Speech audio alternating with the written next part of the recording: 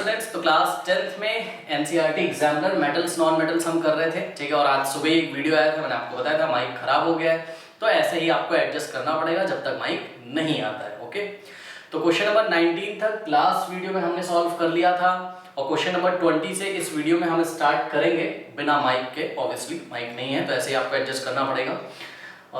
जो बच्चे नए आए हैं चैनल पे, जाइए कमेंट सेक्शन में कमेंट बच्चों पिन किया हुआ है, उस पिन कमेंट में आपको क्लास 10th का पूरा सिलेबस मिल जाएगा। फिजिक्स, केमिस्ट्री, मैथमेटिक्स और एनसीईआरटी एग्जाम्पलर के भी लिंक आपको वहां पर मिल जाएंगे मेटल्स नॉन मेटल्स पार्ट 1 से, यानी कि इसके पहले के वीडियोस आपको उस प्लेलिस्ट में मिल जाएंगे। ओके, तो आइए स्टार्ट करते हैं। जाइए कमेंट पिन किया उसको चेक करिए। देखिए बच्चों, क्वेश्चन नंबर 20 जो है, क्वेश्चन नंबर 20 कह रहा है कि क्वेश्चन आपको देखिए बहुत ध्यान से पढ़ना है। क्वेश्चन में क्या कह रहा है कि which one of the following four metals would be displaced from the solution of its salt by other three metals। देखिए क्या बोला, which one मतलब 1 2 3 4, इन 4 मेटल्स में से ना एक मेटल्स की बात कर रहा है वो बस, ठीक। तो which one of the following four metals would be displaced from the solution of its salt by other 3 metals, मतलब इनमें से कौन सा एक मेटल ऐसा है, ध्यान से सुनिए बच्चों, इनमें से कौन सा एक मेटल ऐसा है जिस मेटल का अगर हम क्या बनाएं, सॉल्ट, ध्यान दीजिए ना, देखिए जिस मेटल का अगर हम क्या बनाएं, सॉल्ट सॉल्यूशन, ठीक है। जैसे कि देखिए आपने क्या पढ़ा है समझिए जरा, मैं पहले बहुत भी बेसिक तरीके से आपको बताता हूं। मान लीजिए मैं किसी मेटल का सॉल्ट सॉल्यूशन बनाता हूं, ठीक। देखिए मान लीजिए कोई मेटल है, कुछ भी ले लो आप, कुछ भी, जैसे कि ए नाम का कोई मेटल है, ए नाम का कोई मेटल है और इसका हम एक सॉल्ट आइए बनाते हैं, क्लोराइड सॉल्ट आइए बना लेते हैं। तो ACL, अब वैलेंसी वगैरह मत चेक करना, वो है ना कि इसके नीचे कितने एटम, क्योंकि ए पता नहीं कौन सा मेटल, अभी हमें नहीं पता, तो ये असली में कोई सॉल्ट नहीं है, मैंने बस आपको एग्जांपल दिया ACL। अरे जैसे बनता नहीं है आपका मैग्नीशियम क्लोराइड, क्या होता है MgCl2, सोडियम क्लोराइड क्या होता है NaCl, उसी तरीके से ए नाम का कोई मेटल है स्टूडेंट्स, ओके। और ए नाम का जो मेटल है उसका मैंने एक सॉल्ट बनाया है ACL। अब ध्यान दीजिए, मान लीजिए कि बी नाम का कोई मेटल है, बी नाम का कोई मेटल है और बी जो है, B is more reactive than A, B जो है वो ए से ज्यादा रिएक्टिव है। तो अगर आप इस ए मेटल के सॉल्ट सॉल्यूशन में, जो कि एक्वस होगा, ठीक है, इस सॉल्ट सॉल्यूशन में स्टूडेंट्स अगर आप मेटल बी को डाल दें, मतलब मेटल बी की रिएक्शन आप किससे करा दें, मेटल ए के सॉल्ट सॉल्यूशन से, तो क्या करता है ये B metal is more reactive. अगर ये बी मेटल मोर रिएक्टिव होता है किससे, ए से, तो आपने कई बार पढ़ा है कि ये बी मेटल क्या करता है, इस मेटल ए के क्लोराइड सॉल्यूशन में से ए को डिस्प्लेस कर देता है, करेक्ट, क्योंकि B is more reactive than A. तो आपने कहीं ना कहीं पढ़ा था भाई ऐसा हो जाता है कि BCl बन जाएगा, मतलब मेटल बी का क्लोराइड बन जाएगा, ए और बी मेटल है, B is more reactive than A, और ये जो आपका मेटल है ए, ये फ्री हो जाएगा, ऐसा आपने पढ़ा है। यानी कि मैं आपसे ये कहना चाहता हूं कि ये जो बी नाम का मेटल है और ये जो ए नाम का मेटल है, इन दोनों में से रिएक्टिव कौन है ज्यादा, बी। तो अगर हम रिएक्टिविटी सीरीज में जाएंगे, केमिकल रिएक्टिविटी सीरीज में जाएंगे, ठीक है, तो केमिकल कह रहा हूं, सॉरी, मेटल रिएक्टिविटी सीरीज में अगर हम जाएंगे तो ये जो बी होगा वो पक्का ए से ऊपर आता होगा, बिकॉज आपको पता है कि ऊपर वाले मेटल्स नीचे वालों से ज्यादा रिएक्टिव होते हैं, करेक्ट। तो इन्होंने यही पूछा है कि इन चारों में से कौन सा मेटल ऐसा है जो अपने सॉल्ट सॉल्यूशन में से डिस्प्लेस्ड हो जाएगा, किसके द्वारा डिस्प्लेस हो जाएगा, बचे हुए 3 मेटल्स जो भी हो उसके द्वारा डिस्प्लेस हो जाएगा। तो आप एक काम करिए, इन चारों में जाके स्टूडेंट्स ये सर्च करिए कि सबसे नीचे कौन आता है। जो सबसे नीचे आता होगा वो सबसे कम रिएक्टिव होगा, तो बेचारा वो मेटल जो भी होगा वो अपने सॉल्ट सॉल्यूशन में से बचे हुए 3 मेटल्स के द्वारा डिस्प्लेस हो जाएगा आराम से, है ना। तो आइए जरा चेक करते हैं। देखिए मैग्नीशियम, सिल्वर, देखिए Mg मतलब मैग्नीशियम, Ag मतलब सिल्वर, जिंक Zn होता है और कॉपर Co होता है, ठीक है। तो इन चारों में से सबसे नीचे कौन आता है, तो ये आपकी मेटल रिएक्टिविटी सीरीज लिखी हुई है, आप ध्यान से चेक करिए। Ag, सिल्वर सबसे नीचे आता है और सिल्वर के ऊपर आपका क्या क्या आ जाएगा बताइए, मैग्नीशियम, जिंक और कॉपर। ओके, तो हम किस पे टिक लगा देंगे, सिल्वर पे, क्योंकि आप क्लियरली देख लीजिए ना इन सब में से सबसे ज्यादा रिएक्टिव कौन है, तो ध्यान से उधर जाके चेक करिए, सबसे ऊपर कौन आ रहा है, इसमें से सबसे ऊपर आ रहा है मैग्नीशियम, ठीक है। तो मैग्नीशियम सबसे ऊपर आ रहा है, मतलब मैग्नीशियम सबसे ज्यादा रिएक्टिव होगा। उसके बाद किसका नंबर आएगा, उसके बाद नंबर आएगा आपका किसका, जिंक का, ठीक है। फिर zinc is more reactive then what, copper, and copper is more reactive then silver. कोई डाउट है, तो silver is least reactive, magnesium is most reactive, मतलब समझिए मैग्नीशियम क्या कर सकता है, मैग्नीशियम, जिंक, कॉपर और सिल्वर तीनों के ही सॉल्ट सॉल्यूशन में से तीनों को डिस्प्लेस कर सकता है। लेकिन जिंक केवल कॉपर और सिल्वर के सॉल्ट सॉल्यूशन में से कॉपर और सिल्वर को डिस्प्लेस कर सकता है, लेकिन जिंक मैग्नीशियम के सॉल्ट सॉल्यूशन में से मैग्नीशियम को डिस्प्लेस नहीं कर सकता, because zinc is less reactive than magnesium. तो कहानी आपको अब समझ में आ गई होगी, हमने सिल्वर पे क्यों टिक लगाया, because silver is least reactive. तो silver will be displaced by all the three metals, that is magnesium, zinc and copper from its salt solution। कोई डाउट है बताइए?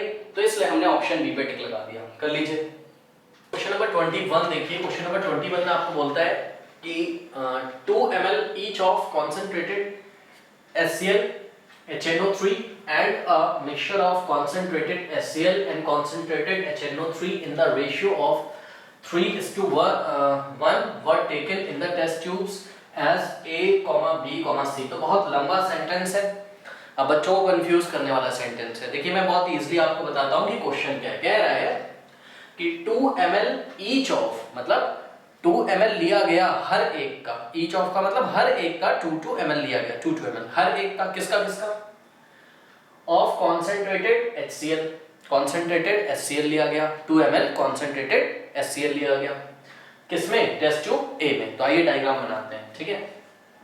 ये टेस्ट ट्यूब A है, ठीक है, इस टेस्ट ट्यूब का नाम है A, और इस टेस्ट ट्यूब A में ये जो भरा हुआ है अंदर, ये क्या है आपका, ये कॉन्सेंट्रेटेड हाइड्रोक्लोरिक एसिड है, कितना है, 2 ml। उसके बाद HNO3 मतलब nitric acid, concentrated nitric acid है, और ये जो कॉन्सेंट्रेटेड नाइट्रिक एसिड है ये किसमें है, टेस्ट ट्यूब B में। तो ये B टेस्ट ट्यूब है, और इसमें क्या है, इसमें है concentrated HNO3 nitric acid, correct.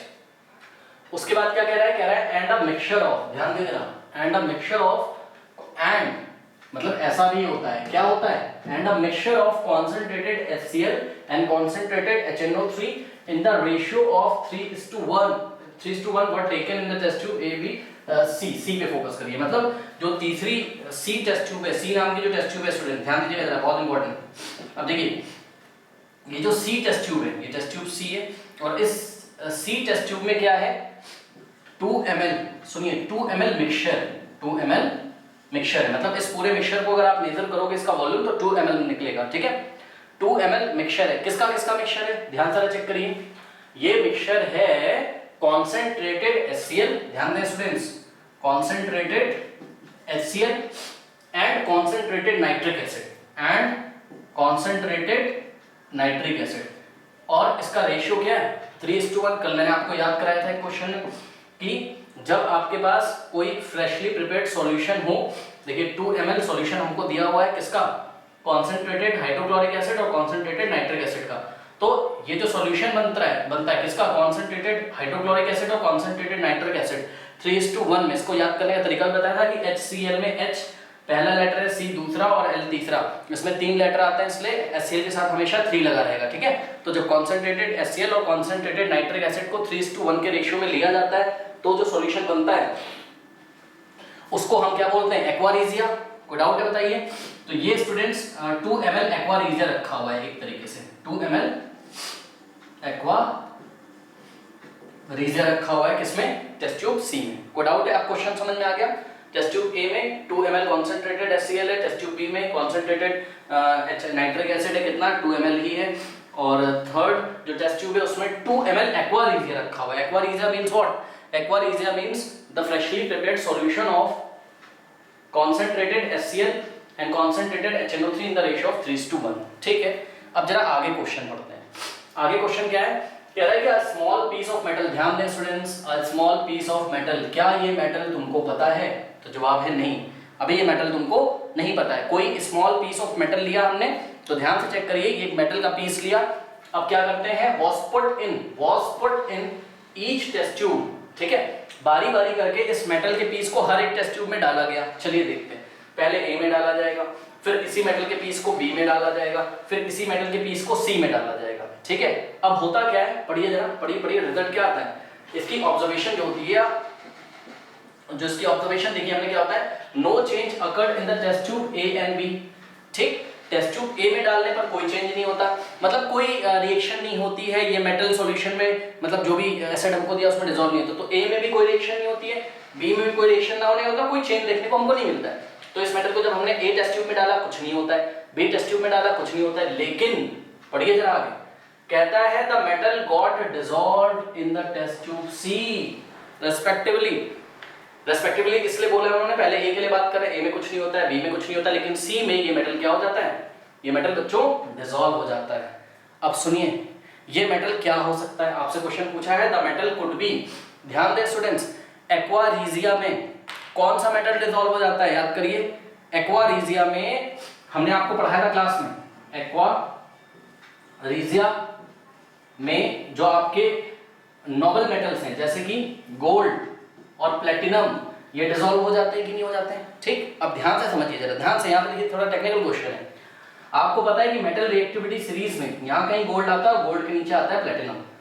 अब हमको पता है कि एक्वारीजिया में गोल्ड भी डिसॉल्व हो जाता है और प्लेटिनम भी, लेकिन सुनिए फटाफट डिसॉल्व कौन होगा, फटाफट डिसॉल्व कौन होगा, गोल्ड, जो ऊपर आता है वो मोर रिएक्टिव है रादर देन व्हाट, प्लेटिनम। तो ये हमको ऑप्शन में गोल्ड भी देंगे और प्लेटिनम भी देंगे बच्चों, समझिए जरा, बट हमको टिक किस पे लगाना है, हमको गोल्ड पे टिक लगाना है इस टाइम, बिकॉज क्या प्लेटिनम डिसॉल्व नहीं होगा, होगा, हम मना नहीं कर रहे, प्लेटिनम भी होगा, लेकिन जब इन्होंने 4 ऑप्शन दे रखे हैं और इन चारों ऑप्शन में से मुझे बेस्ट चूज करना है बच्चों, ठीक है, बेस्ट चूज करने का मतलब ये है कि जो फटाफट डिसॉल्व हो जा रहा हो, क्या फटाफट डिसॉल्व हो जाएगा, प्लेटिनम, सॉरी प्लेटिनम कह रहा हूं, सॉरी गोल्ड, तो हम ऑप्शन बी पे टिक लगा देंगे। अब देखिए ये आपने इस पे टिक लगा दिया, आपको मार्क्स भी मिल गए, कोई बात नहीं, लेकिन बच्चों एग्जाम में यही क्वेश्चन कैसे आ सकता है मैं आपको बताना चाहता हूं, ध्यान दें जरा, यही क्वेश्चन एग्जाम में इस तरीके से भी आ सकता है।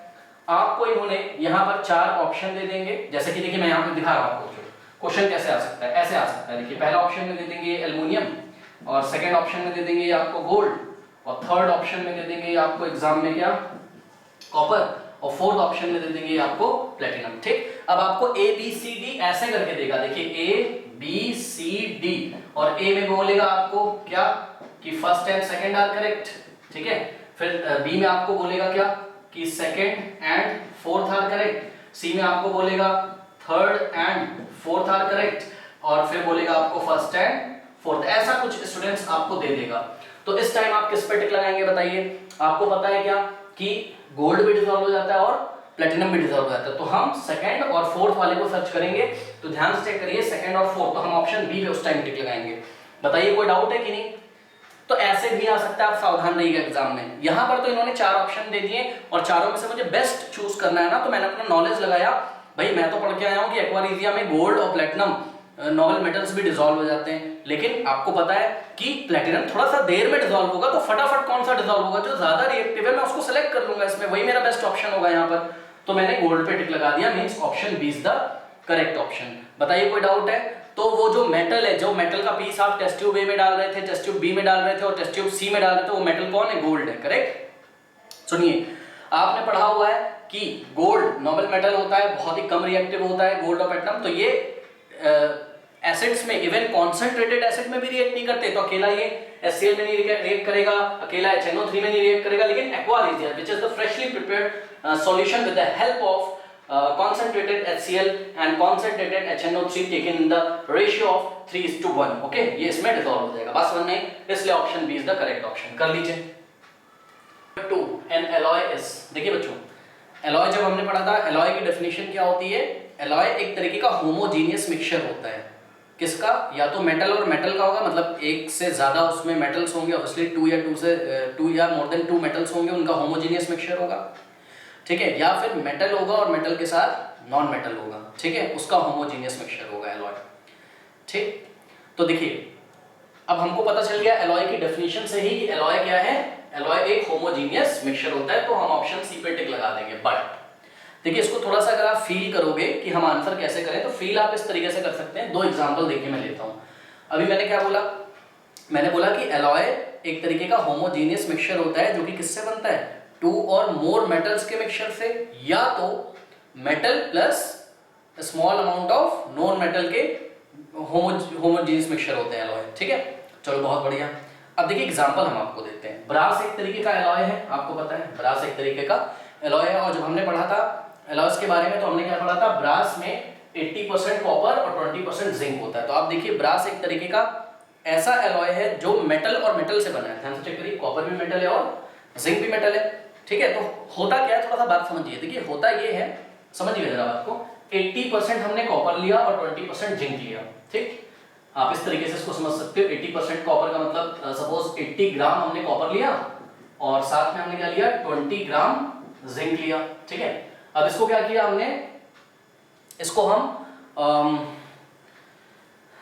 मोल्टन स्टेट में ले आते हैं। काफी हाई टेम्परेचर दिया, मोल्टन स्टेट में आ गया तो एक लिक्विड जैसा बन जाता है कुछ है। उस लिक्विड को अच्छे से मिक्स कर लिया। अब उस लिक्विड को अच्छे से जब मिक्स करके आप छोड़ दीजिए इसको ठंडा होने के लिए अपने आप। ऐसा नहीं कि आप उसका टेम्परेचर डाउन कर रहे हो कोई मशीन लगा के, नहीं, आप उसको नेचुरली ठंडा होने दो। तो कुछ नया जो बन के आएगा, ठीक है, जो नया बन के आएगा उसको हम क्या बोलेंगे, उसको हम ब्रास बोलेंगे। और जो कुछ भी नया बन के आएगा, ठीक है, उसमें कुछ नई प्रॉपर्टीज होंगी, तभी तो हम एलॉय बनाते हैं। जब हमने पढ़ा था वो तो बात की बात है, लेकिन खास बात ये है, देखिए जरा स्टूडेंट्स, कि जब ये मेरे पास ब्रास बन के तैयार हो गया, ठीक है, ये मान लो यहां से हमने निकाला तो ये सॉलिड पीस है, मान लो ब्रास का इस शेप में, ठीक। अब अगर हम इतने पोर्शन में से जाके चेक करें तो आपको कॉपर मिलेगा कितने परसेंट, 80%, और जिंक मिलेगा कितना, 20%, ठीक। अगर हम इतने पार्ट में से जाके चेक करें, मतलब पर यूनिट वॉल्यूम में आप जब जाके चेक करोगे तो पर यूनिट वॉल्यूम में कॉपर की मात्रा फिक्स रहेगी और जिंक की मात्रा भी फिक्स रहेगी, ठीक है। होमोजेनियस मिक्सचर में यही तो होता है कि अगर हम पर यूनिट वॉल्यूम में जाके उसके कॉन्स्टिट्यूएंट्स को चेक करते, कॉन्स्टिट्यूएंट मतलब जिससे वो मिलके बना हुआ है, तो उसके कॉन्स्टिट्यूएंट्स का जो कॉन्सेंट्रेशन है वो चेंज नहीं होता है पर यूनिट वॉल्यूम में। बात समझ में आई है ना। इसको आप इस तरीके से समझ सकते हो। होमोजेनियस और हेटेरोजेनियस अगर आप भूल गए हो तो मैं आपको बताना चाहूंगा। होमोजेनियस मिक्सचर में बच्चों, जैसे कि आपने देखा था ब्राइन सॉल्यूशन मतलब नमक पानी का जो घोल होता है, उसमें आप जो नमक पानी का घोल होता है वो होमोजेनियस होता है। आप कहीं से भी उठाइए आपको सेम टेस्ट आता है ना, क्योंकि पर यूनिट वॉल्यूम में जो नमक की मात्रा है पानी में वो क्या है, सेम है। लेकिन आप जब नमकीन खाते हो, नमकीन आपने देखा है, ठीक है, नमकीन जो आप खाते हो, हल्दीराम का भुजिया वुजिया जब आप खाते हो तो उसमें क्या होता है, ये नमकीन है। अब पता लगा यहाँ बादाम, 3 बादाम यहाँ पर है, यहाँ बादाम ही नहीं है, करेक्ट। तो आप क्या देख रहे हो, ये हेटेरोजेनियस मिक्सचर है। यहाँ आप जब पर यूनिट वॉल्यूम में आप चेक करते हो तो आपको कॉन्स्टिट्यूएंट सेम नहीं मिलते। बात समझ में आई। तो हेटेरोजेनियस होमोजेनियस में आपको बात समझ में आ गई, ठीक है। तो आपके एलॉय जो होते हैं वो होमोजेनियस मिक्सचर होते हैं, ठीक। देखो एलिमेंट तो हो नहीं सकता, क्यों भाई, क्योंकि आप ब्रास का एग्जांपल ले लो बच्चों, यहाँ तो 2 तरीके के एलिमेंट के एटम मौजूद होंगे। जब आप अंदर चेक करोगे कॉपर के भी एटम मौजूद होंगे और जिंक के भी। तो किसी रीजन में जब आप पर यूनिट वॉल्यूम में चेक करोगे तो 80% कॉपर के एटम मौजूद होंगे और 20% जिंक के। बात समझ में आई कि नहीं। तो ये कुछ कहानी होती है। इसी तरीके से भी हमने आपको बताया था कि एलॉयज क्या होते हैं, एलॉय होते हैं आपके मेटल और कभी कभी साथ में नॉन मेटल के होमोजेनियस मिक्सचर। तो एक एग्जांपल देख लीजिए आप, स्टील का भी आप नोट कर सकते हो। स्टील कैसे बनाई जाती है, देखिए आयरन के साथ हम small amount of carbon mix करते हैं। आयरन के साथ, आयरन क्या है यहाँ, आयरन यहाँ पे मेटल है, करेक्ट, और कार्बन क्या है यहाँ, कार्बन नॉन मेटल है, ठीक है। तो जब हम आयरन में स्मॉल अमाउंट ऑफ कार्बन का जो परसेंटेज होता है वो 0.1% टू 1.5% होता है, डिपेंडिंग ऑन द स्ट्रेंथ, कि हमको कितने स्ट्रेंथ का स्टील चाहिए, उस हिसाब से कार्बन की मात्रा वेरी करती है।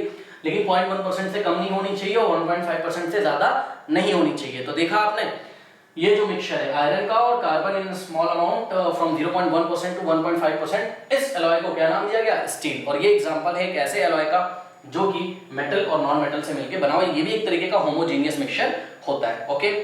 तो कंपाउंड क्या होते थे, कंपाउंड में तो एटम्स केमिकली कंपाउंड हो जाते थे, है ना, केमिकली कंपाउंड कह रहा हूं, केमिकली कंबाइंड हो जाते थे। जैसे कि वाटर, देखिए वाटर का फॉर्मूला होता है H2O, सबको पता है, ऐसे वाटर लिखते हैं। तो ये जो ऑक्सीजन है सिंगल बॉन्ड बनाता था, हाइड्रोजन के साथ सिंगल बनाता था, हाइड्रोजन के साथ इधर से, तो ये तो केमिकली कॉम्बिनेशन हो रहा है, केमिकली कंबाइंड हो रहे हैं। एलॉयज में केमिकली कॉम्बिनेशन नहीं होता, तो यहाँ कंपाउंड नहीं बनेगा, यहाँ मिक्सचर बनेगा। ऐसा नहीं है बच्चों कि जिंक और कॉपर के बीच में कोई केमिकल बॉन्डिंग हो जाएगी जब ब्रास बन के तैयार होगा, ऐसा नहीं है, कोई केमिकल बॉन्डिंग यहाँ पर देखने को नहीं मिलती है। तो समझ रहे हो, तो ये कंपाउंड नहीं हो सकता है। उसके बाद हेटेरोजेनियस मिक्सचर तो मैंने आपको बताया ऑब्वियसली नहीं हो सकता, इसलिए हमने ऑप्शन सी पे टिक लगा दिया, ओके। कोई डाउट है बताइए, कर लीजिए। नंबर 23 देखिए, an electrolytic cell consist of, अब देखिए कह रहा है कि positively charge cathode, negatively charge anode, positively charge anode, negatively charge cathode. तो आपको इसमें से बताना है कि भाई कौन सा स्टेटमेंट ट्रू है। देखिए मैं आपको याद दिलाना चाहता हूँ, आप याद नहीं करिए। कुछ बच्चे बोलते हैं बैटरी का जो पॉजिटिव टर्मिनल है वो कैथोड हो जाएगा, कुछ बच्चे बोलते हैं बैटरी का जो नेगेटिव टर्मिनल है वो कैथोड हो जाएगा, कुछ बच्चे बोलते हैं बैटरी का पॉजिटिव टर्मिनल एनोड हो जाएगा। नहीं नहीं नहीं नहीं, देखिए हम सिंपल सा आपको ट्रिक बताते हैं। उसने आपको किसके बारे में बताया, पूछा है इलेक्ट्रोलाइटिक सेल के बारे में, ठीक। तो आप थोड़ी देर के लिए चले जाइए इलेक्ट्रोलाइटिक या इलेक्ट्रोलिटिक रिफाइनिंग में, ठीक है। आपने किसकी इलेक्ट्रोलाइटिक रिफाइनिंग पढ़ी है बताइए, कॉपर की, ऑफ कॉपर की पढ़ी है। फटाफट वहीं पे चले जाओ। तो क्या होता था आपको मैं फटाफट याद दिलाता हूं, हालांकि जो लास्ट वीडियो आया था उसमें शायद इसमें आवाज नहीं आ पाई थी, कोई बात नहीं, क्लास करें जाके, वहां पे तो सब कुछ पढ़ाया हुआ है, ठीक है। याद करिए यहां पर हम ये देखिए, ये कुछ ऐसा डायग्राम हमने बनाया हुआ था, ठीक है। ये बैटरी का पॉजिटिव टर्मिनल है, ये नेगेटिव टर्मिनल है, और डीसी बैटरी लगाकर यहाँ पर हमने ये क्या लगाया हुआ था, कॉपर का impure rod, copper impure rod लगाया था, ठीक है। और यहाँ पर हमने बैटरी के नेगेटिव वाले एंड से हमने क्या ऐड किया था, क्या कनेक्ट किया था यहाँ से, कॉपर का प्योर थिन रॉड, कॉपर का प्योर पतला सा रॉड, थिन रॉड, ठीक। और यहाँ अंदर क्या था, acidic copper sulphate solution, okay. तो एसिडिफाइड कॉपर सल्फेट सॉल्यूशन था। याद करिए बच्चों, मैंने आपको ट्रिक क्या बताई है, बताइए, मैंने आपको ट्रिक बताई है एनऑक्स रेड कैट, क्या बताइए, एनऑक्स रेड कैट, मतलब एनोड पे क्या होगा, ऑक्सीडेशन, ठीक। तो ध्यान से चेक करिए, यहां मैं लिख रहा हूं at anode, at anode, anode पे क्या होता है बताइए, ऑक्सीडेशन। कैसे आप करते हैं, एनऑक्स रेड कैट, कैथोड पे रिडक्शन, एनोड पे ऑक्सीडेशन, ओके। तो ऑक्सीडेशन, ऑक्सीडेशन का क्या मतलब होता है, लूज, इलेक्ट्रॉन्स को लूज करना, करेक्ट।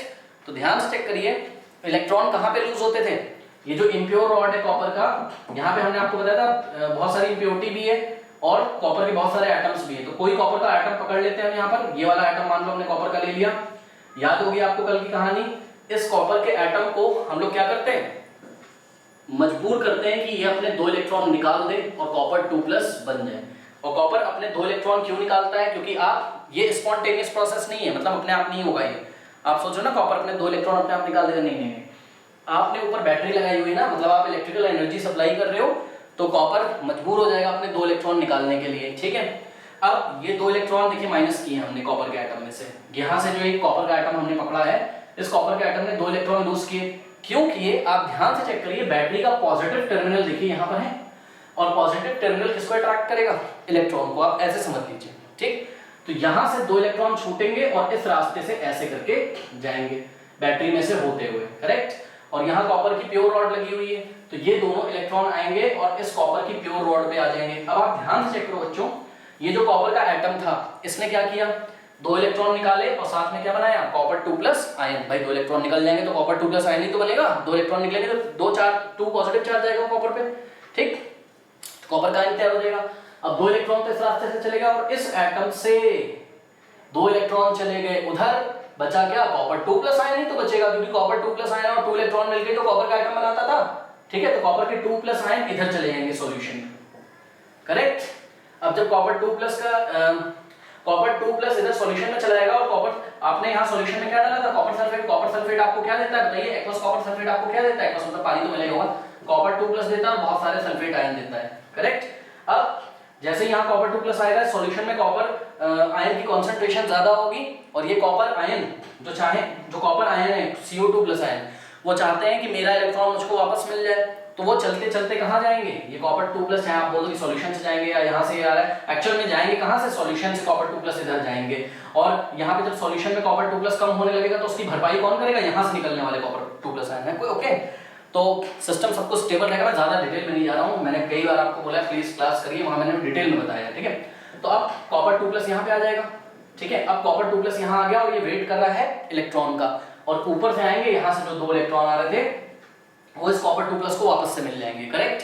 तो हुआ क्या बताइए, ये वाली रॉड पे क्या हुआ, ये वाली रॉड पे क्या हुआ बताइए, ये वाली रॉड पे हो गया आपका क्या, रिडक्शन। यानी कि कैथोड, मैंने क्या बताया, रेड कैथोड पे क्या होता है, रिडक्शन। रिडक्शन का मतलब क्या होता है, इलेक्ट्रॉन को गेन करना। रिडक्शन का मतलब क्या होता है, इलेक्ट्रॉन को गेन करना। तो आप देखिए ये वाली जो रॉड है इस पे क्या हो रहा है, कॉपर 2+ आयन वापस से 2 इलेक्ट्रॉन ऊपर से आने वाले गेन कर रहे हैं और क्या बना देंगे, कॉपर का एटम।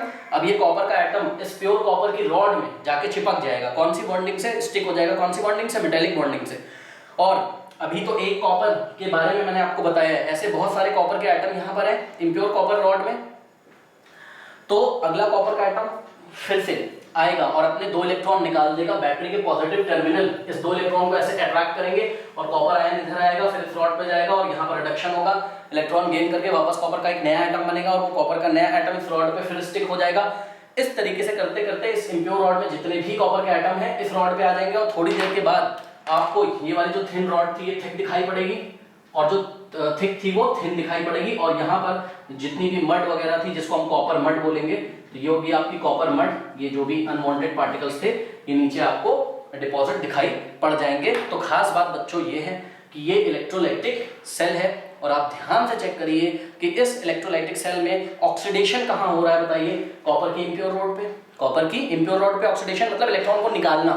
तो इलेक्ट्रॉन कहाँ निकल रहे हैं, कॉपर की इम्प्योर रॉड पे, ऐसे करके जा रहे हैं, कॉपर आयन है। तो इलेक्ट्रॉन कहाँ निकल रहे हैं, कॉपर की इम्प्योर रॉड पे, करेक्ट।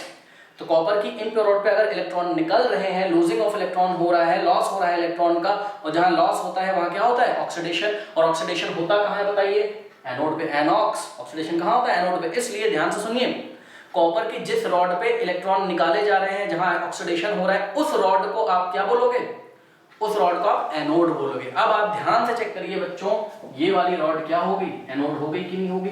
अब ये एनोड जो है वो किससे कनेक्टेड है, बैटरी के पॉजिटिव टर्मिनल से। बात समझ में आई कि नहीं। अब ध्यान से चेक करिए, यहां जाइए, जो एनोड है हमारा वो कैसा है, पॉजिटिवली चार्ज। तो पॉजिटिवली चार्ज एनोड कहां गया, कहां गया, पॉजिटिवली चार्ज एनोड। तो एक तो मुझको ये सही लग रहा है, करेक्ट। इधर आ जाइए, यहां पर इलेक्ट्रॉन गेन किए जा रहे हैं, करेक्ट। और इलेक्ट्रॉन जहां गेन किए जाते हैं वहां क्या होता है, रिडक्शन होता है, ठीक। तो यहां हो रहा है रिडक्शन, ठीक। अब इस रॉड पे अगर रिडक्शन हो रहा है, ठीक, इलेक्ट्रॉन गेन किए जा रहे हैं, तो ये जो रॉड है जुड़ी किससे, बैटरी के नेगेटिव टर्मिनल से। दिख रहा है, बैटरी के नेगेटिव टर्मिनल से। यानी कि जो हमारा कैथोड होगा वो कैसा होगा, नेगेटिवली चार्ज। चेक करो कैथोड कैसा होगा, नेगेटिवली चार्ज। तो जाके सर्च करिए नेगेटिवली चार्ज कैथोड, यही है ना। हाँ, तो मुझको थर्ड और फोर्थ सही लग रहा है। अब यहाँ पे ए, बी, सी और डी ऑप्शन में से हम लोग क्या चूज करेंगे। देखिए थर्ड और फोर्थ का आपको कहीं दिया हुआ है कुछ, थर्ड और फोर्थ का, तो ऑप्शन बी पे हम इस तरीके से टिक लगा देंगे। कोई डाउट है बताइए। तो option B is the correct answer. मैं बार बार कह रहा हूं, जिन बच्चों ने चैप्टर नहीं पढ़ा हुआ है कमेंट सेक्शन में लिंक दिया है, चैप्टर पढ़ें तब फील आएगा। ओके, तो नोट कर लीजिए। Question number 24-25। Question number 25, during electrolytic या electrolytic refining of zinc it gets. हाँ भाई, जिंक का इलेक्ट्रोलाइटिक अगर रिफाइनिंग होगा, समझ सकते हो कैसे होगा, बताओ चलो फटाफट देखो जरा। ये इलेक्ट्रोलाइटिक सेल होगा, फटाफट, ठीक है। इधर पे पॉजिटिव होगा और फटाफट बनाते हैं, और इधर नेगेटिव होगा, ठीक है। इधर आप पॉजिटिव टर्मिनल पे क्या लगाओगे, अभी भी आपने देखा था जिंक का इम्प्योर रॉड, तो ये क्या है, जिंक इम्प्योर रॉड, करेक्ट। और यहां पर हम जिंक का कोई सॉल्यूशन रखेंगे, लेट अस से ZnSO4 एसिडिफाइड, ZnSO4 एसिडिफाइड क्यों, थोड़ा सा एसिड डाल देते हैं, उससे इलेक्ट्रिकल कंडक्टिविटी में हेल्प होती है ना, क्योंकि आपको पता है कि एसिड में H+ आयंस होते हैं। और यहाँ पर हम क्या लगाएंगे, आयंस जो होते हैं वो करंट को फ्लो कराने में हेल्प करते हैं, और कोई बात नहीं। यहाँ पे क्या है, जिंक का प्योर रॉड। अब तो कहानी समझ गए होगे, बताओ यहाँ से क्या होगा, यहाँ से जिंक का कोई एटम पकड़ लो, 2 इलेक्ट्रॉन यहाँ पे जाएंगे जिंक के, Zn2+ बनेगा, ठीक है। और ये Zn2+ आएगा कहाँ, इधर, और Zn2+ 2 इलेक्ट्रॉन यहाँ गेन करेगा, तो यहाँ क्या होगा, रिडक्शन, और जिंक के एटम बनने लगेंगे, और जिंक के एटम इस रॉड पे स्टिक करने लगेंगे मेटालिक बॉन्डिंग करते करते। ओके, तो बस यहाँ रिडक्शन हो रहा है और यहीं जिंक डिपॉजिट हो रहा है। रिडक्शन कहाँ होता है, कैथोड पे। रेड कैट, रिडक्शन कहाँ होता है, कैथोड पे। इसका मतलब कोई भी, मैंने आपको बताया था, कोई भी मेटल होगा जो इलेक्ट्रोलाइटिक रिफाइनिंग हो रही होगी जिसकी, तो वो मेटल आपको हमेशा कहाँ डिपॉजिट होता हुआ नजर आएगा, कहाँ मिलेगा डिपॉजिट होता हुआ, कैथोड पे। तो option is the correct option, ठीक है। It gets deposited means zinc gets deposited on cathode. कोई डाउट है? नहीं। चलिए क्वेश्चन नंबर 25 तो बच्चों वाला क्वेश्चन है, ये तो क्लास 8 वाला क्वेश्चन है। देखिए क्या कह रहे हैं, कह रहे हैं कि an element capital A soft and can be cut with a knife, this is very reactive to air and can not be kept open in air. ठीक है, तो कौन सा मेटल है जिसको आप नाइफ से कट कर सकते हो, काफी सॉफ्ट होता है? इनमें से देख के बताइए मुझे। सोडियम है ना, बहुत इजी। और सोडियम और पोटेशियम को आपको पता है कि केरोसिन ऑयल में रखते हैं हम, बिकॉज ये बहुत ज्यादा रिएक्टिव होते हैं, है ना। तो ये सब कहानियां आपने पढ़ी हैं, तो हम सीधे टिक लगा देते हैं किस पे, सोडियम पे। Magnesium, phosphorus. अब देखो पी उसने जानबूझ के दे दिया है, तुमको पता है। पी का मतलब बच्चे सोचेंगे पोटेशियम है, जी नहीं, पोटेशियम के होता है। ओके, तो हम सोडियम पे टिक लगा देंगे, बहुत इजी था ये। तो नंबर 26 देखने से पहले थोड़ा सा रिवाइज कर लीजिए कि आपके जो एलॉयज होते हैं वो क्या होते हैं, होमोजीनियस मिक्सचर्स ऑफ मेटल और होमोजीनियस मिक्सचर ऑफ टू और मोर मेटल्स, या फिर homogeneous mixture of metal and non metal. ठीक है, तो ये कुछ आपके एलॉय यहाँ पर दिए हुए जो हमने पढ़े थे, एक बार फिर से रिवाइज फटाफट कर लीजिए। ब्रास में क्या होता था, ब्रास एलॉय होता था 80% ऑफ कॉपर और 20% ऑफ जिंक। तो ध्यान से चेक करिए बच्चों, कॉपर और जिंक यहाँ पर दोनों ही मेटल है, कॉपर और जिंक मेटल है, इतना तो पता है आपको, पीरियोडिक टेबल पढ़ी होगी। ठीक है, उसके बाद ब्रॉन्ज, याद करिए ब्रॉन्ज जो होता है वो एलॉय होता है 90% ऑफ कॉपर होता है, उसमें 10% ऑफ एसएन मतलब टिन होता है, एसएन मतलब टिन, और कॉपर और टिन दोनों ही मेटल है स्टूडेंट्स। ठीक है, उसके बाद हमने सोल्डर पढ़ा था। सोल्डर क्या होता है, आपने देखा है इलेक्ट्रिकल सोल्डरिंग जब करते हैं, है ना, वायर वायर कहीं पे जोड़ते हैं, आपने कोई प्रोजेक्ट बनाया होगा कभी क्लास 8 9 में या 10th में भी आप बनाओगे तो आप देखोगे। ठीक है, सोल्डर का यूज करते हैं। Solder is the alloy of 50% PB मतलब लेड और 50% टिन। तो लेड और टिन ये भी मेटल है, आपको पता है। उसके बाद अमलगम क्या होता है, देखिए अमलगम क्या होता है, जब भी मरकरी को लिया जाता है, एक तरफ तो मरकरी है, ठीक है, और दूसरी तरफ कोई भी मेटल हो सकता है, कोई भी मेटल जैसे कि जिंक हो सकता है, ठीक है, और आपके पास हो सकता है क्या, सिल्वर हो सकता है, टिन हो सकता है, कुछ भी। तो जब मरकरी को जिंक के साथ होमोजेनियस मिक्सचर बनाकर एलॉय बनाया गया होगा तो उसको हम अमलगम जिंक एलॉय बोलेंगे, अमलगम जिंक एलॉय। इसी तरीके से अमलगम कुछ भी हो सकता है, ठीक है, जो भी मेटल होगा उसका अमलगम टिन एलॉय होता है। ठीक है, जैसे कि एग्जांपल दूं, जब मरकरी को सिल्वर, टिन और जिंक तीनों के साथ मिलाया जाता है तो ठीक है, उसको मरकरी, उसको हम क्या बोलते हैं, amalgam silver, tin, zinc, okay, alloy. तो उसको, उसका यूज टीथ फिलिंग नहीं होती जो, उसमें किया जाता है। ठीक है, तो इतना डिटेल में हमको नहीं आ रहा है, आपको सिंपल ये समझना है क्या कि अमलगम क्या होता है, जब भी एलॉय हो किसका, मरकरी का विद वन और मोर अदर मेटल्स। जब भी मरकरी को एक किसी और, मरकरी खुद मेटल है आपको पता है, मरकरी एक ऐसा मेटल है जो रूम टेम्परेचर पे लिक्विड फॉर्म में रहता है, मरकरी का फॉर्मूला Hg होता है। ठीक है, तो मरकरी को जब एक या एक से ज्यादा मेटल्स के साथ होमोजीनियस मिक्सचर बनाकर एलॉय तैयार किया जाता है तो ऐसे एलॉय को हम क्या बोलते हैं, अमलगम बोलते हैं। करेक्ट, अच्छा, और इसके अलावा एक और आपको अगर याद हो तो स्टील की हम बात करते हैं। ठीक है, तो अच्छा, यहाँ पर अमलगम में भी आपने देखा मरकरी भी है और इसको छोड़ के जो यूज किया वो मेटल ही होगा, कोई ना कोई, दो या दो से ज्यादा, एक या एक से ज्यादा मेटल होंगे। ठीक है, तो यहाँ पे भी मेटल्स का ही यूज किया गया है। लेकिन बच्चों ध्यान से चेक करिए, जब हमने स्टील की आपसे बात करी थी, ठीक है, तो स्टील में क्या किया गया था बताइए, स्टील में 0.1% टू 1.5% कार्बन था, ठीक है, और साथ में क्या था, आयरन था, याद है आपको। यानी कि केवल स्टील के केस में ही आपके पास कार्बन क्या होता है, ग्रुप नंबर 14 में आता है, तो कार्बन तो नॉन मेटल है, ये तो आपको पता ही होना चाहिए, कार्बन क्या है, नॉन मेटल है, लेकिन आयरन क्या है आपका, मेटल है ना। तो अगर आपको कोई एलॉय पूछे कौन सा, मेटल और नॉन मेटल का, तो हम किस पे टिक लगा देंगे, स्टील पे। बाकी सब एलॉय मैंने रिवाइज करा दिए जानबूझ के, बिकॉज क्वेश्चन किसी से भी आ सकता है एग्जाम में। ठीक है, बाकी जितने भी एलॉय यहाँ पे हमने लिखे हैं वो मेटल और मेटल के एलॉय हैं, करेक्ट। चलो अब क्वेश्चन पढ़ लो, कह रहा है alloys are a homogeneous mixture of a metal with a non metal. ठीक है, एक मिनट, ये क्वेश्चन लिखा है क्या, alloys are homogeneous mixture with a metal और अ नॉन मेटल होना चाहिए, with a mixture of a metal with a, मैंने क्वेश्चन सही से नहीं लिखा, विद अ मेटल और a non metal, with a metal और अ नॉन मेटल। हाँ, ये बात तो हमको भी पता है कि एलॉयज क्या होंगे, होमो। देखिए एलॉय की डेफिनेशन भी क्वेश्चन में जब कुछ देता है उसको बार बार पढ़ो तो आपको डेफिनेशन वगैरह भी एग्जाम के लिए याद हो जाएंगे बच्चों। ठीक है, तो ये तो बात हमको भी पता है क्या कि एलॉय होमोजेनियस मिक्सचर होता है किसका, मेटल का मेटल के साथ या मेटल का नॉन मेटल के साथ। उसके बाद कह रहे हैं which among of the following alloys contain non metal as one of its constituents. इनमें से कौन सा एलॉय ऐसा है जो कांस्टेंट मतलब जिससे वो मिलके बना हुआ है, ठीक है। तो इनमें से कौन सा एलॉय ऐसा है जिसका एक कांस्टेंट क्या है, नॉन मेटल है, दूसरा तो मेटल होगा, एक नॉन मेटल। आइए चेक करते हैं। ब्रास हो नहीं सकता, चेक करो, ब्रास के दोनों कांस्टेंट क्या है, कॉपर जिंक मेटल है। ब्रॉन्ज हो नहीं सकता, ब्रॉन्ज के दोनों कांस्टेंट्स क्या है, कॉपर और टिन है, ठीक, दोनों ही मेटल है। अमलगम मैंने आपको बताया, एक मेटल तो मरकरी होता है, उसके अलावा दो या दो से ज्यादा, एक या एक से ज्यादा मेटल कोई भी आ सकता है, जिंक, सिल्वर, ये टिन में कुछ भी, ये भी नहीं हो सकता। बचा क्या, स्टील। तो स्टील पे हम लोग टिक लगा देंगे बच्चों। स्टील में एक कांस्टेंट कार्बन है जो कि नॉन मेटल है और दूसरा क्या है, मेटल। बात समझ में आ गई कि नहीं, कर लीजिए। नंबर 27 थोड़ा सा कंफ्यूजिंग है आप लोगों के लिए। कह रहे हैं कि विच, बता रहा हूं क्यों कंफ्यूजिंग, क्योंकि क्वेश्चन ही गलत तरीके से पूछा गया। देखिए कह रहे हैं विच among of the following statements बोल दिया is incorrect for magnesium metal, ठीक है। तो मैग्नीशियम मेटल के लिए कौन सा स्टेटमेंट इनकरेक्ट है, जो रॉन्ग स्टेटमेंट है, इनकरेक्ट, वो आपको चूज करना है, ठीक है। देखिए बात समझिए, आप अपने एग्जाम्पलर में जब इसका आंसर देखोगे तो वो आ रहा है ऑप्शन बी, ठीक है। तो आपके NCERT एग्जाम्पलर में जो आंसर आ रहा है किसका, क्वेश्चन नंबर 27 का, वो बी आ रहा है। बट मेरे अकॉर्डिंग क्या होना चाहिए, आइए डिस्कस करते हैं। सबसे पहली बात उन्होंने करी कि it burns in oxygen with a dazzling white flame. Chapter number 1 में हमने पढ़ा था, मैग्नीशियम रिबन को बर्न किया था, डैज़लिंग व्हाइट फ्लेम बनती थी, ठीक है।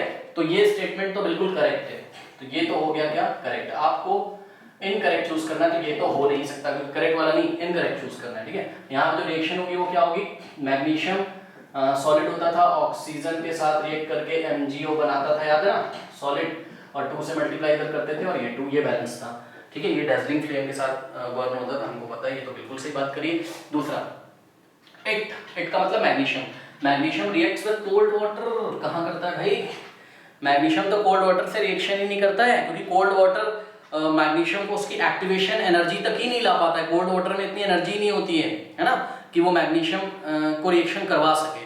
तो ये तो बिल्कुल रॉन्ग बात हो गई जो इन्होंने बोला, कि इन्होंने बोल ही दिया कि it reacts with cold water to form magnesium oxide and evolve hydrogen gas. Wrong, बिल्कुल रॉन्ग। ओके, तो ये आपका कैसा स्टेटमेंट है, रॉन्ग स्टेटमेंट है, ठीक है। तो बी वाला तो मुझको बिल्कुल रॉन्ग लग रहा है, ठीक है, तो ये इनकरेक्ट है, तो बी पे हमने टिक लगा दिया।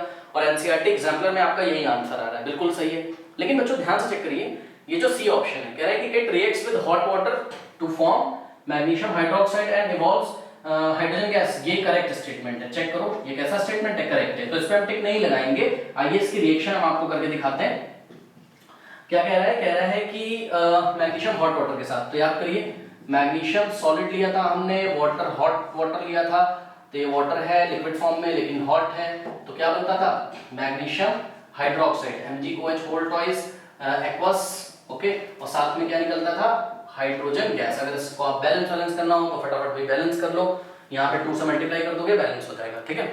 तो ये भी इन्होंने बात बिल्कुल सही करी। यहाँ पे देखिए प्रॉब्लम करी हुई इसने ऑप्शन डी में, क्या कह रहा है, इट रिएक्ट्स विद स्टीम। बच्चों ध्यान से चेक करो, अगर तुम मैग्नीशियम को किससे रिएक्ट करा दोगे, स्टीम से, मतलब वाटर है, लेकिन ये वाटर कौन सी गैस के फॉर्म में, वाटर कौन से फॉर्म में, गैसियस फॉर्म में, मतलब स्टीम डाल रहे हो आप इसके ऊपर, मैग्नीशियम के ऊपर।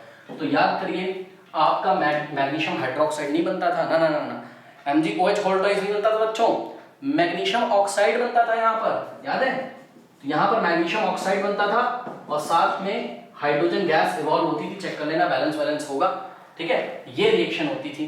बताइए क्या बना, जरा फोकस करिए प्लीज, क्या बना, मैग्नीशियम, क्या बना, मैग्नीशियम ऑक्साइड बना कि नहीं बना, बताइए, बना कि नहीं बना। इन्होंने क्या बोला है, जरा क्वेश्चन पढ़िए, इनका स्टेटमेंट पढ़िए।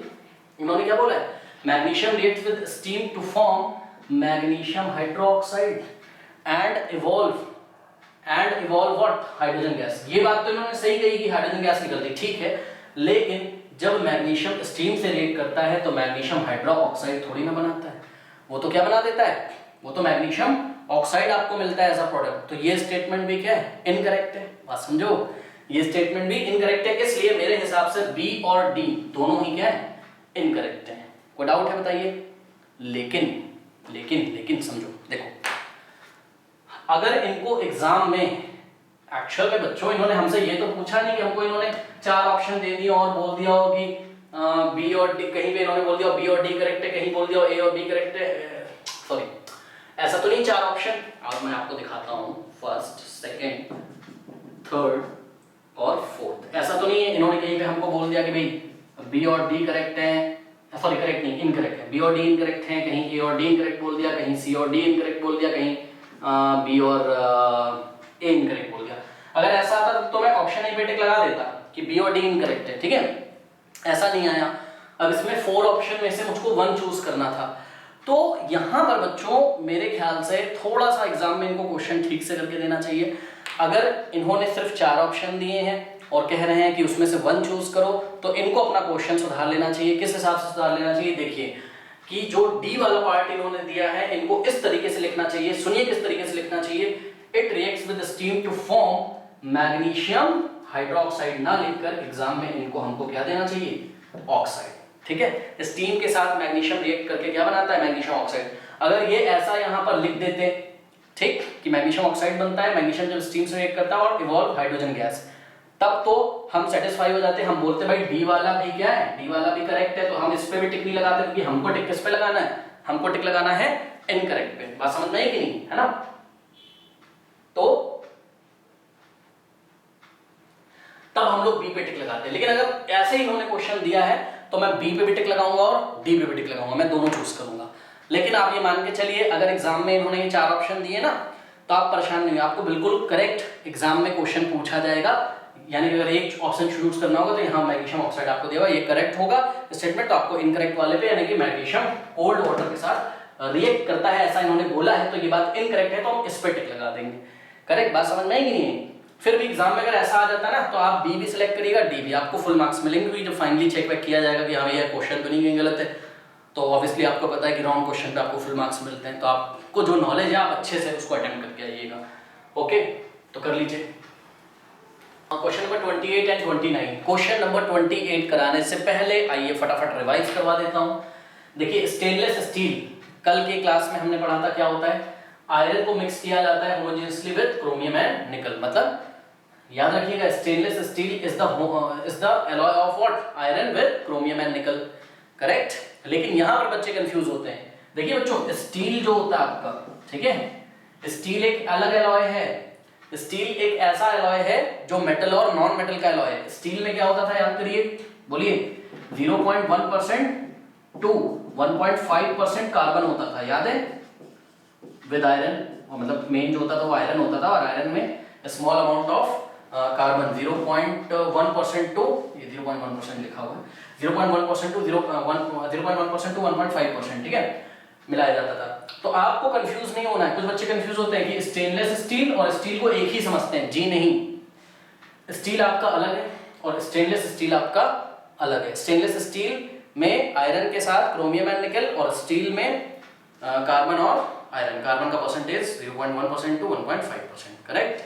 तो ये कंफ्यूज नहीं होना है, तो मैंने ऐसे ही चलिए बता दिया दोबारा। अब देखिए, तो स्टेनलेस स्टील पता चल गया। देखिए एल्निको क्या होता है, एल्निको होता है आपका निकल, Ni मतलब निकल, Cu मतलब कॉपर, और Ti मतलब टाइटेनियम, ठीक है। तो निकल, कॉपर और टाइटेनियम का एलॉय होता है क्या, एल्निको। आपके सिलेबस में नहीं है मेरे ख्याल से शायद एल्निको ना, पर फिर भी मैंने बताया इसलिए क्योंकि ऑप्शन में कहीं दिया रहता है तो बच्चे कंफ्यूज ना हो, है ना। पहले आप इसको समझ लीजिए ना, एल्निको क्या होता है, निकल, कॉपर और टाइटेनियम का एलॉय होता है। सोल्डर अभी मैंने आपको बताया था, है ना, शायद पिछले कुछ क्वेश्चंस में बताया होगा कहीं, 50% लेड होता है, 50% टिन होता है। आइए जरा आप क्वेश्चन पढ़ते हैं। हाँ एक चीज और, मैंने आपको बताया था कि जब मरकरी के साथ कोई और मेटल मिला के हम एलॉय बोलते हैं तो उसको अमलगम नाम दिया जाता है। क्या नाम दिया जाता है, अमलगम। तो जहां पे भी शब्द आ जाए जिंक का अमलगम, जिंक का अमलगम मतलब जिंक अमलगम, या टिन अमलगम, ऐसा कुछ अगर कहीं पे आ जाए, या सिल्वर अमलगम, तो वो सब मरकरी का एलॉय होगा, ध्यान रखिएगा, ठीक है। आइए जरा क्वेश्चन पढ़ते हैं। कह रहा है कि which among of the following alloys contain mercury as one of its constituents. हाँ भाई, मरकरी अगर वन ऑफ इट्स कॉन्स्टिट्यूएंट होगा किसी एलॉय में, तो पक्का उसमें कौन सा शब्द लगा होगा, अमलगम, करेक्ट। तो जाके हम सीधे लगा देंगे ऑप्शन डी पे टिक, यानी कि 28 का ऑप्शन डी करेक्ट है। फिर भी मैंने आपको बताया ए, बी और सी क्यों नहीं करेक्ट है, कारण नीचे लिखा हुआ है। स्टेनलेस स्टील क्या होता है, एल्निको क्या होता है और सोल्डर क्या होता है। बात समझ में आई कि नहीं। अब आइए चलते हैं क्वेश्चन नंबर 29 की तरफ। बच्चों क्वेश्चन नंबर 29 की तरफ जाने से पहले आपको आयनिक कंपाउंड्स की प्रॉपर्टी याद होनी चाहिए। आयनिक कंपाउंड क्या होते थे, एक एग्जांपल देता हूं मैं आपको आयनिक कंपाउंड का। सोडियम क्लोराइड याद है आपको, यहां पर क्या होता था बताइए, सोडियम अपना एक इलेक्ट्रॉन ट्रांसफर करता था किसको, आउटर मोस्ट में इसके 1 इलेक्ट्रॉन होते थे, क्लोरीन के आउटर मोस्ट में कितने होते थे 2 + 2 + 4 6 + 1 7। ये अपना इलेक्ट्रॉन देता था, सोडियम पे पॉजिटिव आता था, फिर यहाँ क्लोराइड आयन बनता था, फिर सोडियम आयन और क्लोराइड आयन इलेक्ट्रोस्टैटिक फोर्स से बंध जाते थे, ये हमने पढ़ा था, उसको आप आयनिक बॉन्ड बोलते हो। और जो भी तैयार होता था वो सोडियम क्लोराइड तैयार होता था। तो जब सोडियम क्लोराइड तैयार हो जाता था, याद करिए, इसी सोडियम क्लोराइड को हम आयनिक कंपाउंड बोलते थे। और आपने पढ़ा है कि आयनिक कंपाउंड सॉलिड होते हैं, आयनिक कंपाउंड सॉलिड होते हैं बच्चों। तो ध्यान से चेक करिए, या इसको मैं हटा दे रहा हूँ, शायद आप लोगों ने इसको नोट कर लिया हो, ठीक है, या वीडियो रिवर्स करके आप नोट कर लीजिएगा।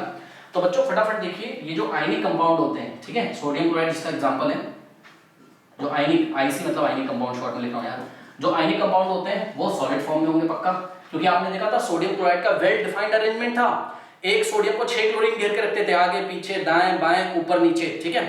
और जो बच्चे इन सब चीजों में कंफ्यूज हो प्लीज क्लास करिए, कमेंट सेक्शन में लिंक दिया हुआ है, ओके।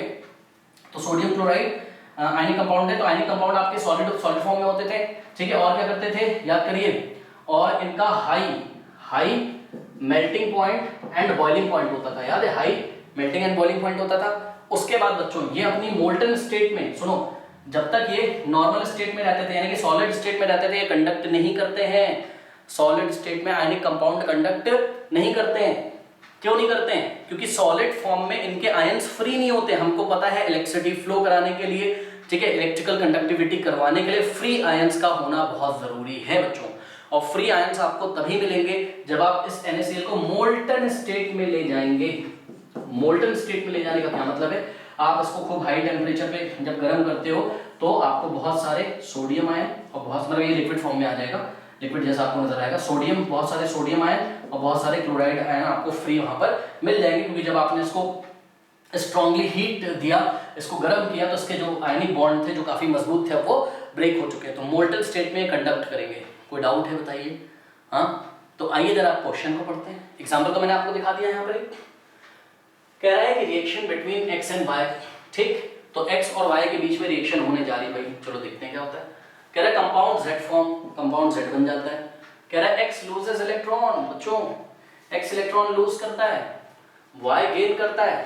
आपको पता है जब भी ट्रांसफर ऑफ इलेक्ट्रॉन से, यहाँ शेयरिंग नहीं हो रही इलेक्ट्रॉन की, ना ना ना ना, यहाँ पे क्या हो रहा है, इलेक्ट्रॉन लूज कर रहा है, कोई गेन कर रहा है। तो जब इलेक्ट्रॉन का ट्रांसफर होकर कोई कंपाउंड बनता है तो ऐसे कंपाउंड को हम क्या बोलते हैं, आयनिक कंपाउंड। यानी कि Z जो बन के तैयार होगा वो एक तरीके का क्या होगा, आयनिक कंपाउंड। अरे NaCl का एग्जांपल दे रहा है, बस घुमा के पूछ रहा है यार तुमसे, नाम नहीं दिया एलिमेंट के x y z, है ना। तो Z क्या हो गया, आयनिक कंपाउंड। अब आइए देखते हैं क्या Z के बारे में क्वेश्चन पूछ रहा है। कह रहा है कि which of the following property is not shown by Z, yes, वो Z के बारे में पूछ रहा है, यानी कि वो IC यानी कि वो आयनिक कंपाउंड के बारे में पूछ रहा है। तो नीचे दिए गए में से कौन सी प्रॉपर्टी ये Z यानी कि आयनिक कंपाउंड शो नहीं करता है। तो आइए देखते हैं। ऑप्शन ए कह रहा है हैज हाई मेल्टिंग पॉइंट, सुनो, हैज हाई मेल्टिंग पॉइंट। हाँ भाई, आयनिक कंपाउंड के high melting point, high boiling point होते हैं, मैंने आपको बताया, तो ऐसा तो होता है। इन्होंने क्वेश्चन क्या पूछा है, properties not shown by Z, कौन सी प्रॉपर्टी नहीं शो, तो ये तो शो कर आती, ये तो हो नहीं सकता। हैज लो मेल्टिंग पॉइंट, क्या आयनिक कंपाउंड के लो मेल्टिंग पॉइंट होते हैं? नहीं। तो this property is not shown by ionic compound. तो हम किस पे टिक लगा देंगे, ऑप्शन बी पे। आइए और भी डिस्कस कर लेते हैं। Conduct electricity in molten state, मैंने भी आपको बताया मोल्टन स्टेट में जो आयनिक कंपाउंड होगा वो इलेक्ट्रिसिटी कंडक्ट करेगा। क्योंकि ध्यान से चेक करिए, जब आप इस Z को मोल्टन स्टेट में ले जाओगे तो Z आपको करस्पॉन्डिंग आयन दे देगा, मतलब आपको X प्लस आयन मिलेगा, और Y, क्योंकि X ने इलेक्ट्रॉन दिया था, Y ने लिया था, तो बहुत सारे X प्लस और बहुत सारे Y माइनस फ्री आयंस आपको मोल्टन स्टेट में मिल जाएंगे और इलेक्ट्रिसिटी कंडक्ट करेगा, क्योंकि यहाँ फ्री आयंस अवेलेबल हैं। तो ये भी बिल्कुल सही बात है, तो ये शो करेगा ऐसा, और जो नहीं शो करेगा उस पर टिक लगाना था, तो ये भी नहीं हो सकता हमारा। उसके बाद अकर्स इन सॉलिड, हाँ भाई, आयनिक कंपाउंड सॉलिड में होता है, Z सॉलिड फॉर्म में होगा, तो ये भी नहीं हो सकता, क्योंकि ऐसा प्रॉपर्टी शो करेगा, तो ये वाली प्रॉपर्टी शो नहीं करेगा, यानी कि आयनिक कंपाउंड का लो मेल्टिंग पॉइंट थोड़ी ना होता है। बात समझ में आई कि नहीं? तो नोट कर लीजिए। लास्ट क्वेश्चन कह रहा है कि the electronic configuration of 3 elements x y z, देखो x का इलेक्ट्रॉनिक कॉन्फ़िगरेशन कितना है, 2,8। हाँ भाई, 2,8 इलेक्ट्रॉनिक कॉन्फ़िगरेशन होता किसका, नियॉन का। याद करिए नियॉन का एटॉमिक नंबर कितना होता है, 10, है ना। तो 10 का आप इलेक्ट्रॉनिक कॉन्फ़िगरेशन करो, क्योंकि एलिमेंट की बात कर रहा है, तो ये x पक्का क्या है, नियॉन है, क्योंकि नियॉन एटॉमिक नंबर 10 होता है और 10 का इलेक्ट्रॉनिक कॉन्फ़िगरेशन करोगे, मतलब जितना एटॉमिक नंबर होता है उतना ही प्रोटॉन का नंबर होता है, और जितना प्रोटॉन का नंबर होता है उतने ही इलेक्ट्रॉन होते हैं, क्योंकि ये एलिमेंट का एटम न्यूट्रल हमको दिया हुआ है, इस पर कोई चार्ज नहीं। ओके, तो ये जो है आपका X जो है वो क्या है, आपका नॉबल गैस है, मतलब नियॉन है। उसके बाद क्या हो गया आपके पास, Y दिया हुआ है, ध्यान से चेक करिए Y क्या है, Y का इलेक्ट्रॉनिक कॉन्फ़िगरेशन 2,8,7, तो ऐड कर दो 8 + 2 10 + 7 17, ठीक, तो 17 इलेक्ट्रॉन है, मतलब 17 प्रोटॉन भी होंगे, जितने प्रोटॉन होते हैं वही उसका एटॉमिक नंबर होता है, यानी कि 17 इसका एटॉमिक नंबर। तो 17 एटॉमिक नंबर किसका होता था, क्लोरीन का, याद करिए। तो ये जो Y है वो क्या है, क्लोरीन है। उसके बाद Z दिया हुआ है, Z का इलेक्ट्रॉनिक कॉन्फ़िगरेशन क्या है, Z का इलेक्ट्रॉनिक कॉन्फ़िगरेशन है 2,8,2, ऐड करिए 8 + 2 10 + 2 12, ठीक है, तो 12 एटॉमिक नंबर मैग्नीशियम का होता है, आई थिंक, है ना, यस। तो ये Z क्या है आपका, मैग्नीशियम है। अब मुझे बताओ मैग्नीशियम तो क्या है, मेटल है, ठीक, करेक्ट। क्लोरीन क्या है, नॉन मेटल है, और ये क्या है, नियॉन क्या है, नोबल गैस है, यानी कि X क्या है, नोबल गैस है, क्योंकि इसका ऑक्टेट कंप्लीट है, करेक्ट। कोई डाउट है बताइए। हाँ भाई, तो ये बातें हो गई, हम पहचान गए। एक और तरीके से मैं पहचान सकता हूं, अगर आप लोग कंफ्यूज हो, मान लीजिए आपको एटॉमिक नंबर नहीं याद है, कोई बात नहीं, देखो 2,8 ऑक्टेट कंप्लीट है, तो ऑक्टेट किसके कंप्लीट होते हैं, नोबल गैस के, तो ये X, अगर आपको नाम नहीं याद आ रहा है कि नियॉन है तो कोई बात नहीं, ऑक्टेट नोबल गैस के कंप्लीट होते हैं, ग्रुप नंबर 18 के, तो ये X नोबल गैस है, करेक्ट। उसके बाद ये जो Y है, ध्यान से चेक करिए 2,8,7, तो इसको अपना ऑक्टेट कंप्लीट करने के लिए 1 इलेक्ट्रॉन की जरूरत है ना, और गेन कौन करता है, गेन कौन करता है, गेन कौन करता है, नॉन मेटल इलेक्ट्रॉन गेन करते हैं, हमको पता है, यानी कि Y क्या है, Y क्या है, नॉन मेटल, ठीक, एक इलेक्ट्रॉन गेन करेगा, ऑक्टेट कंप्लीट कर देगा।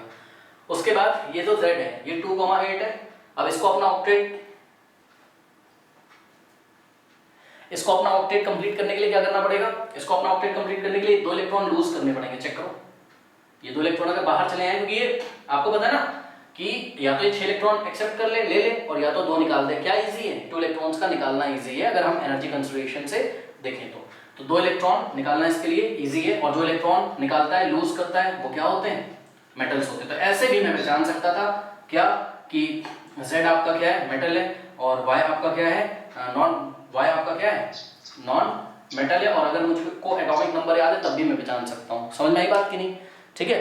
तो अब आइए देखते हैं क्वेश्चन कह रहा है आपको कि which of the following statement is correct, इसमें से कौन सा करेक्ट है वो चूज करना है स्टूडेंट्स, कौन सा करेक्ट है वो चूज करना है आपको। तो ध्यान से जरा चेक करिए, X इज अ मेटल, क्या X मेटल है, चेक करो, क्या X मेटल है, जी नहीं, वो तो नोबल गैस है, ठीक है। X मेटल नहीं, मेटल तो होगा ना जो इलेक्ट्रॉन जिसके निकालने की संभावना होगी, ठीक है, तो ये इलेक्ट्रॉन कहां से निकालेगा, वो तो नोबल गैस, ठीक है। तो ये X मेटल है, ये बात तो गलत कर दी इसने, रॉन्ग हो गया ये, हमको इस बार करेक्ट स्टेटमेंट चूज करना है। बी वाला, Y इज अ मेटल, क्या Y एक मेटल है, जी नहीं, चेक करो, Y के पास 2,8,7 है, ये तो इलेक्ट्रॉन गेन करेगा और अपना एनायन बनाएगा, जब इस पे इलेक्ट्रॉन आएगा तो नेगेटिव चार्ज आएगा, एनायन हो जाएगा, वो एनायन होता है ना जब नेगेटिव चार्ज आता है, तो ये तो नॉन मेटल है, इन्होंने बोला एक मेटल है, ये तो गलत बात कर दी। उसके बाद Z is a non metal, क्या Z नॉन मेटल है, चेक करो, Z तो भैया मेटल है, 2,8,2, ये 2 इलेक्ट्रॉन निकाल देगा वो, ठीक है, तो Z तो क्या है, मेटल है, इन्होंने तो नॉन मेटल बोल दिया, गलत बात कर दी, यानी कि बचा ऑप्शन डी, तो option D is the correct option. फिर भी आइए चेक कर लेते हैं, क्या Y एक नॉन मेटल है, चेक करो, हाँ Y एक नॉन मेटल है। क्या Z एक मेटल है, हाँ Z एक मेटल है, तो बिल्कुल सही हमने टिक लगाया, ठीक है। तो ये ऐसा कुछ हमारे पास हो गया, आप लोग नोट कर लीजिए। तो काफी लेंथी चैप्टर है स्टूडेंट्स, एनसीईआरटी एग्जाम्पलर में भी और ऐसे भी, अगर आप उठाओगे कोई रेफरेंस बुक अच्छे से पढ़ोगे, ठीक है, या आप वीडियो देख सकते हो जो कमेंट सेक्शन में नीचे दी हुई है, तो बहुत लेंथी चैप्टर है, आप टाइम दीजिए इसको, ऐसा नहीं कि आप 2 दिन में निपटा दे रहे हो, ठीक है। तो students question number 31 and screen पे आ रहा होगा, और जाते आते कमेंट सेक्शन में दिए गए लिंक को चेक करना ना भूले। तो मिलते हैं फिर नेक्स्ट वीडियो में, तब तक के लिए पढ़ते रहिए, बढ़ते रहिए, ऑल द बेस्ट। जब तक माइक नहीं आता है आपको ऐसे ही मैनेज करना पड़ेगा।